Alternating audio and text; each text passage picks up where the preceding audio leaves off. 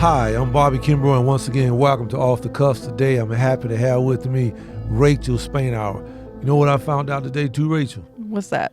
I think you told me this or I heard it. It's Women History Month, right? That's it. So I want to welcome you to Off the Cuffs podcast. Thank you, sir. I'm happy So what to we be here. always do is we allow people to introduce themselves, tell us how long you've been along, tell us who Rachael is before I start talking about you. Tell us who you are. Well, I am Deputy Spainhour, not to be confused with DEBBIE Spainhour, Okay. as my older citizens in my town like to call me, that are hard of hearing. So shout out to all the older people. But my name is Deputy Rachael Spainhour, or some people call me Officer Spainhour. Okay. I've been in law enforcement for 2.5 years. Started out working in patrol, and now I'm doing community policing. I've got 3 great kids, which is why we're going to talk about Women's History Month, being a mom and being a mom of 3 great kids. So It's a lot of hats to juggle. A mom, a deputy. Mm-hmm. That's a lot of things to do. Oh, yeah. Yeah. And not only a mother, a wife, and all those things that come with that. Wow. Yeah. So tell me something. You've been in law enforcement. How many years you said? 2.5. Getting close to 2.5, yeah. So you know there's a lot of rumors around here, and we have to dispel some of these rumors. So they say that you're one of my favorites, is what they say. Is that what they're saying? That's what they're saying. Okay. But for the record, I got to tell people this. So the first year I was here, the first Christmas I was here. I remember. You remember that? I do. So that Christmas day, my kids didn't want to be bothered. You know, kids get a certain age at Christmas, they want to be bothered with you. So I got in the car and I said, you know what, I'm going to go to the sheriff's office, call communications, tell them I want to ride with somebody. I remember. And so, you remember that? Yeah. So I pull up Yeah. at the Sheets out in Walkertown. I'm waiting. You show up. I was nervous. I hop in the car with you.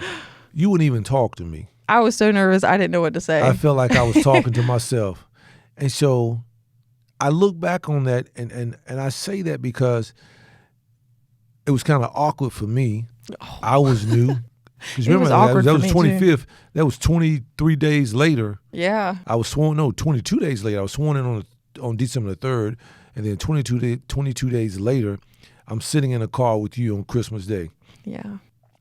And I'm trying to understand exactly what you do, trying to get a feel for patrol and all these things. And you wouldn't even talk to me. Well, I was a rookie, so I didn't really know what to say. And then having a How long political had you been here figure, then? How long had you been here then? maybe 6 to 8 months, maybe close to a year, maybe. No, it'd have to have been more than that. It'd probably been closer to a year, but I was still nervous. And so you know what I said to myself? I say, now, how would I feel if the head coach was riding with me? I'm new to the team. What would I say and how would I respond? So I said, you know what? Let me just ask her about her experiences thus far. And I'll never forget, your whole countenance changed, your whole disposition changed when you started telling me the first fatality that you responded to. And I always think about that because it touched me, the compassion that you had for the job, the compassion you had for the little girl that lost her life. And you started telling me some things that you thought we could do differently. I remember. You remember that? I do. And from that, you actually changed how we do business around here. Did you know that? I kind of guessed. Yeah. And so I share that story everywhere I go because here was a young lady who, she's in the car with a gentleman she don't know. He's old enough to be her father. I'm not your boss, but I guess if you look at it in that context, yes. And he's asking me questions about the job, and I can understand it was a little awkward. Yeah, it was almost like an interview. Yeah. Yeah. I guess you feel like, oh, he's coming to see if I'm going to stay out here or what. Right. Really? Yeah. No. But this was before I knew you, and Well, that's true. Yeah. That's true. You didn't know me. You didn't Yeah. know me. And so when I got in the car, I said to myself, gosh, she won't even talk to me. I'm asking her questions, and it's just, yes, no, yes, no. And I said, wow. But when I left and got out of the car, I talked about you the rest of the month. I know. I felt privileged almost. Yeah, because see, you impacted me. And it was only a little ride. Yeah. That's what I was confused. Yeah. We did answer a call or two. We did. Yeah. We did. And so tell me about law enforcement. I mean, what have you done since then? Tell me, what's your plans for the future? What's it like being since it's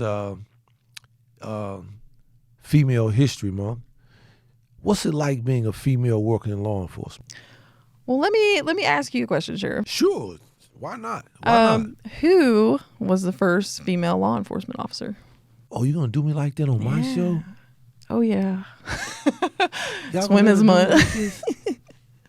Did the checks clear the bank last week? It's all right.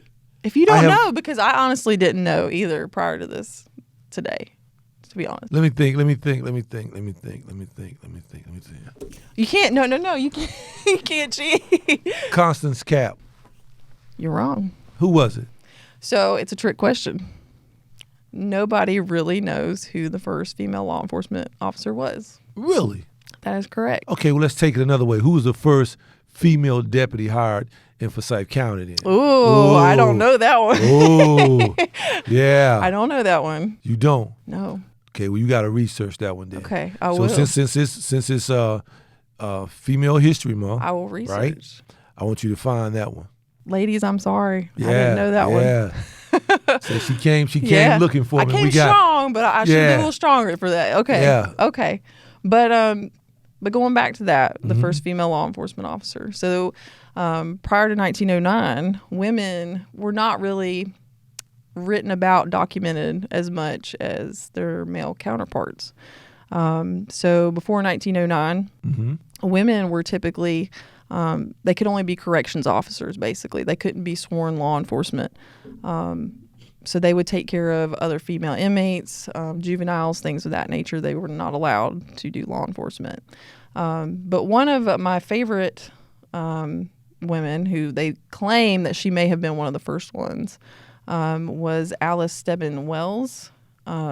She was a social worker in Los Angeles in 1909, and she petitioned Mayor George Alexander and the city council to adopt a police woman. And the reason why she did that is because she felt that the women of the city and the children of the city could not go to male law enforcement officers and tell them their problems, tell them what crimes are occurring. They didn't feel comfortable. They didn't have somebody they could relate to.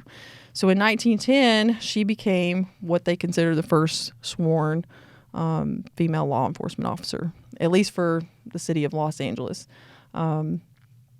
So an interesting story with that is when she finally became the first sworn law enforcement officer as a female, they gave her what was called a policeman's badge. And so the only way law enforcement officers could get around back then was they had to hop on a trolley.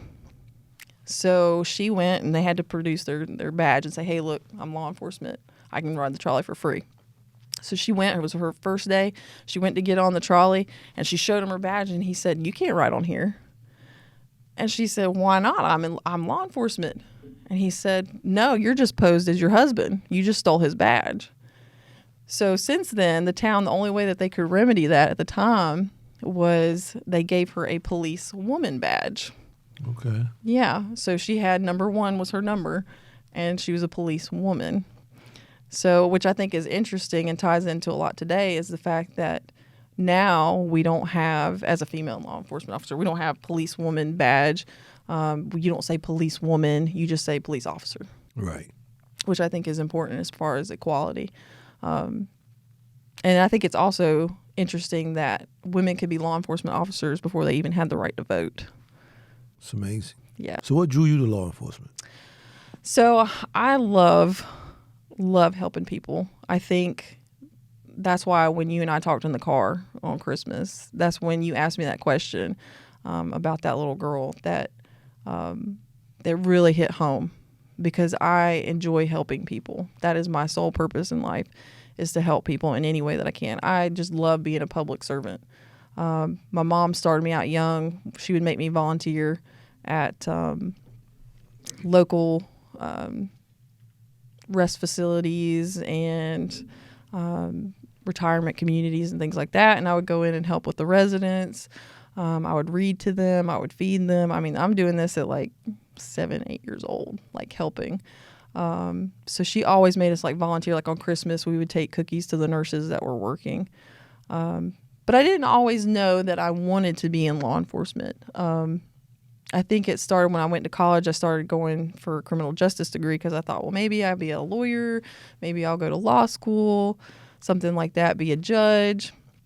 But it wasn't until I did my first internship in ride-along where I got to really see what law enforcement does for the people.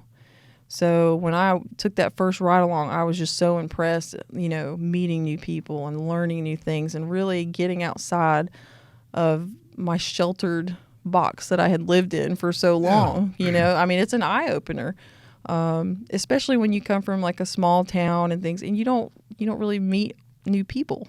So you can't have an understanding of people who are different than you. Well, I'm glad you're here. So how do you feel when you're out there on the street? You got to arrest a big, strong guy with guns like mine. I mean, you know, and buffed up like I am. How do you feel intimidated? No. Okay, just checking. They prepare you pretty well in BLET okay. to deal with all kinds of challenges. Plus, it helps that, you know, I'm like 6 feet tall. So most guys are intimidated by me. Wow. You know, but it's as a woman though, it's different. You'll either get one extreme or the other. You either got a guy who maybe wants to fight you, or a guy who, because I'm a woman, I can de-escalate the situation because it takes him back to, like, psychologically, it takes him back to his childhood. And don't hit a woman. Don't hit a woman. This is like a mother figure. You know, she's nurturing. I've got to be kind to her. And in fact, I get sometimes a little bit more respect out of certain people just because of how they were raised. And they know that they have to treat a woman with respect and things of that nature. So you go to arrest a woman, are you more gentler to a woman than you are a man? I treat everybody the same. Trick question. Okay, good answer. Yeah, but you know, I've had women tell me that they're more afraid of female officers. Really? Sometimes than they are the men because they feel like women can touch them, like grab a hold of them more than their male counterparts are a little more nervous. You know what? Since we sitting here talking, I got this idea. You know, my light went off in the back of my head, right? So since this Female History Month, Woman History Month, History Month for women, right?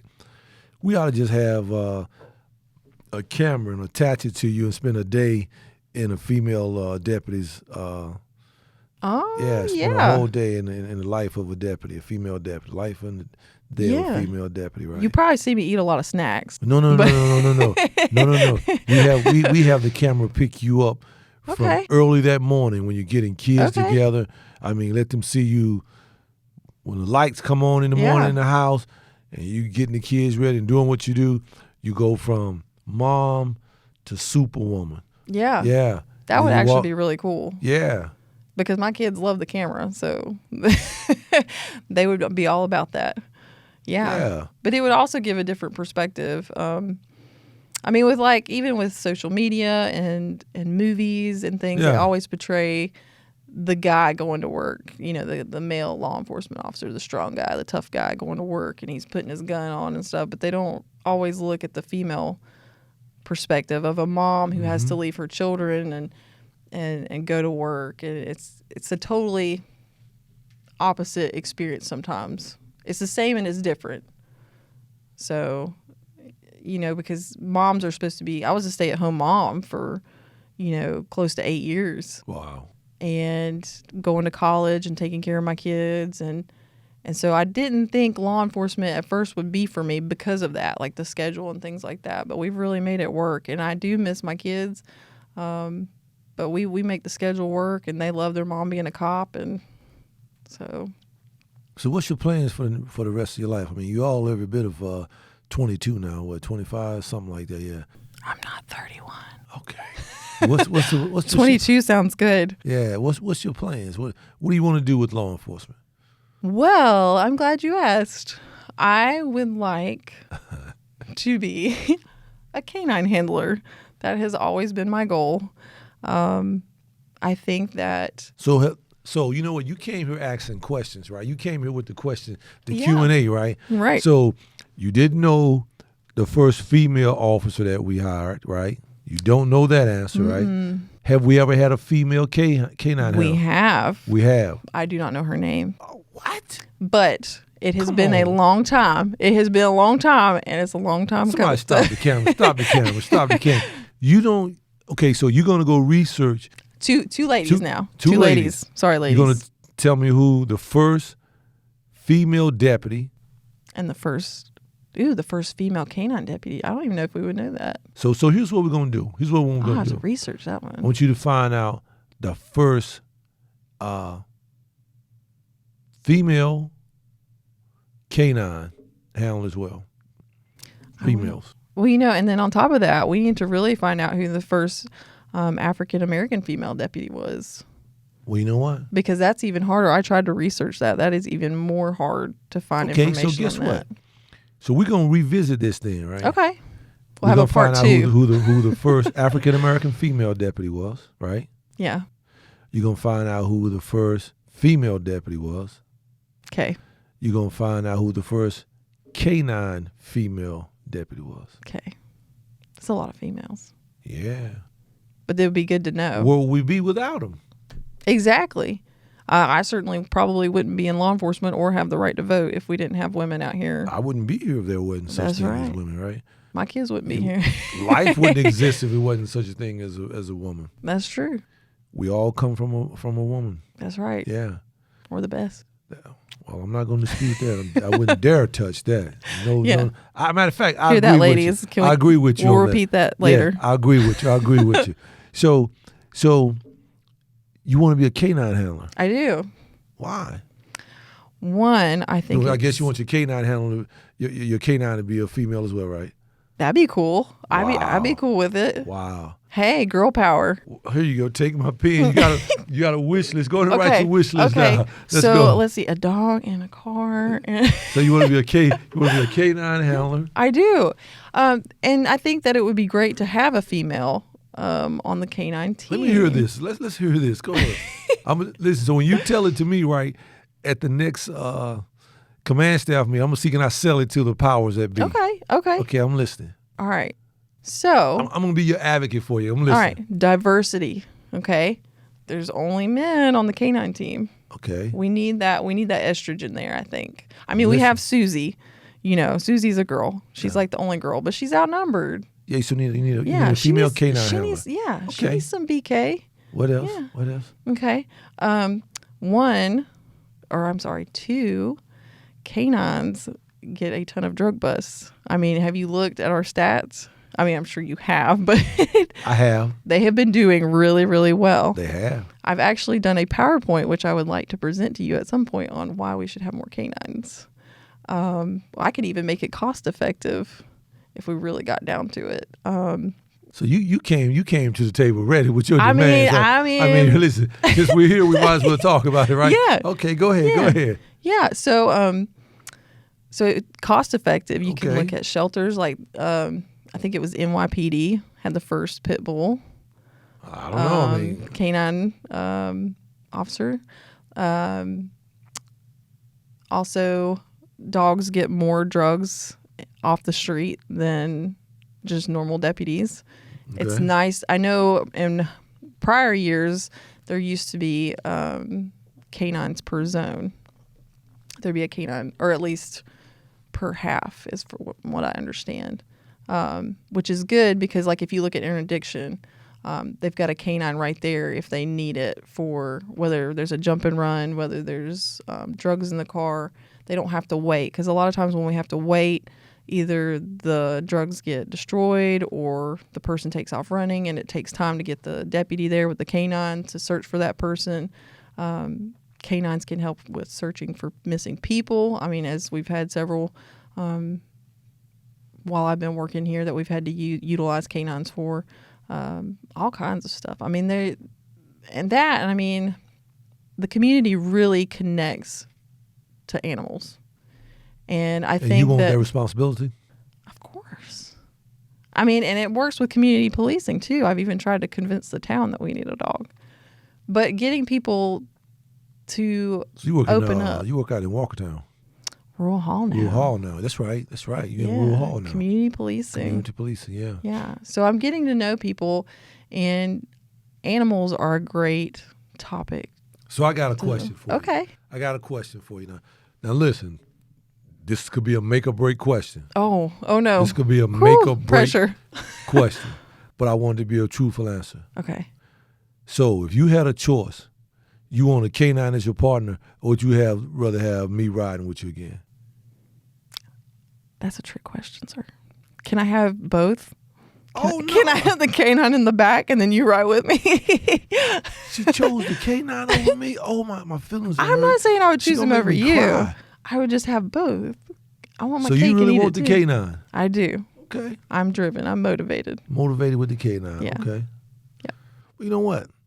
It may happen. A lot of strange things have happened around here. That's true. And matter of fact, stranger things than that have happened. That's true. Yeah.